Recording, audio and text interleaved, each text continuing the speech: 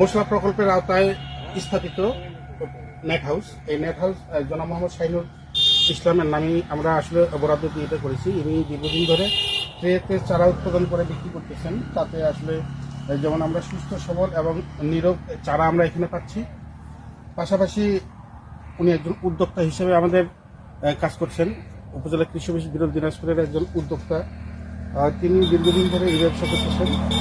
ট্রেতে চারা উৎপাদন করতে যেটা লাভ সেটা হলো যে দেখুন চারাটা এই যে উনি জৈব সার এবং এখানেও অনেক মাইক্রোনিউট্রিয়েন্ট প্রদান করেছেন। এই চারাটা যেখান থেকে খাদ্য গ্রহণ করতেছে ঠিক কৃষক ভাইরা এখান থেকে চারা কিনলে এই চারাটা এইভাবে আপনারা হলো বপন করবেন।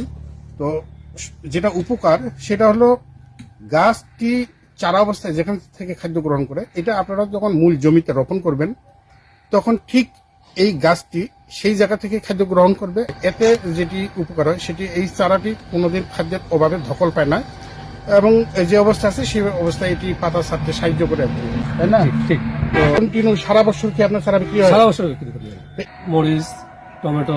এখন আপনার বেগুন, টমেটো, মরিচ এই চারাগুলি এখন চলবে আপনার? হ্যাঁ, এখন এগুলো চলছে। আর রবি মৌসুমের মূল যে ফসল ছিল সেগুলো তো মোটামুটি শেষ। হ্যাঁ, এগুলো শেষ। ওটা শেষ হয়েছে না? এখন এই কপিটা এটা জাতের নাম কি বেগুনের জাত? এটা হচ্ছে ইপি 1820 বেগুন। EP 1820 hybrid. ইস্পাহানির হাইব্রিড। তো এই জাতটি কেমন জনপ্রিয়? এই বর্তমানে বেগুনটা খুবই ভালো। হ্যাঁ, ওজনও বেশি, ফলনও খুব।